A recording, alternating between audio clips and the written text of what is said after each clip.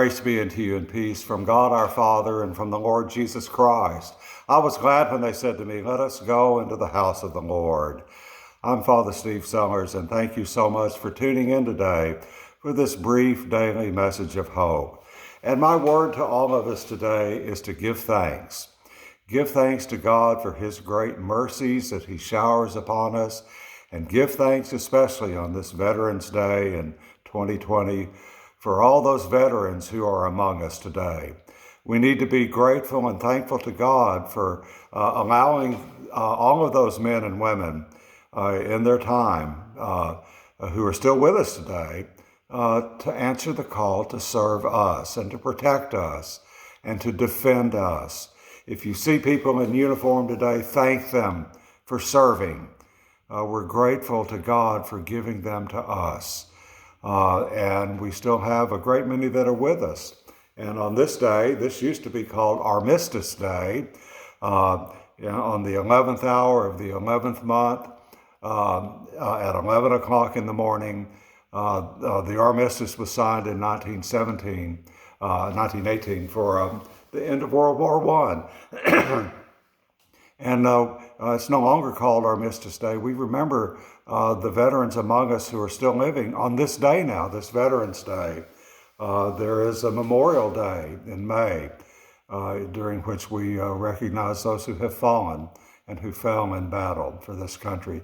And we have many that are still falling from the wounds that they suffered on our behalf among us. Did a little research this morning. In the United States right now, there are 17.4 million veterans who are still alive. There are 325,000, veterans from World War II, 2.25 million veterans alive who served in the Korean War in the early 1950s. There are 850,000 Vietnam veterans who are among us now.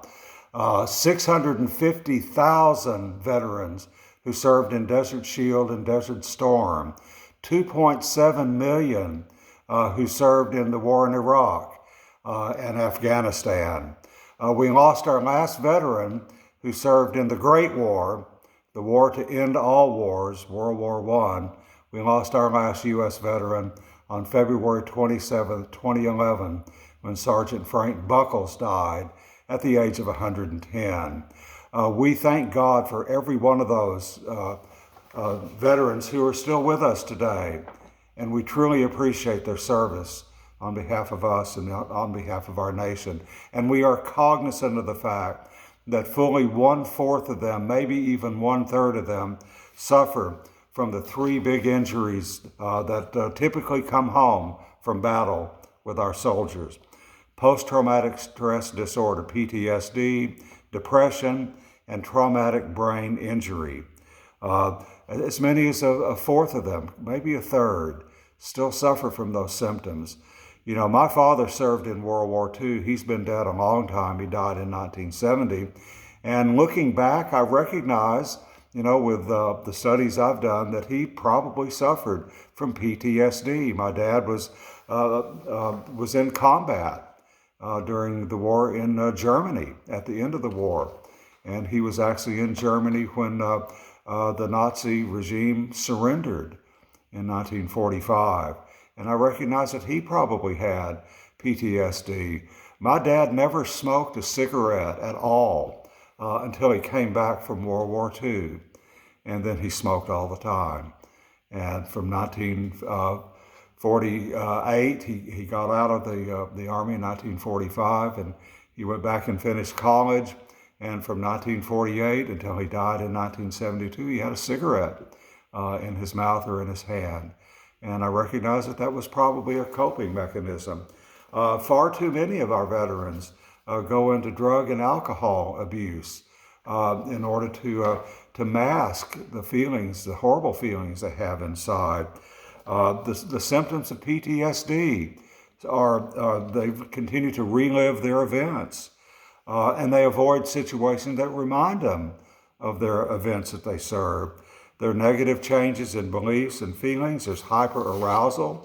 I had many friends who came back from Vietnam changed dramatically.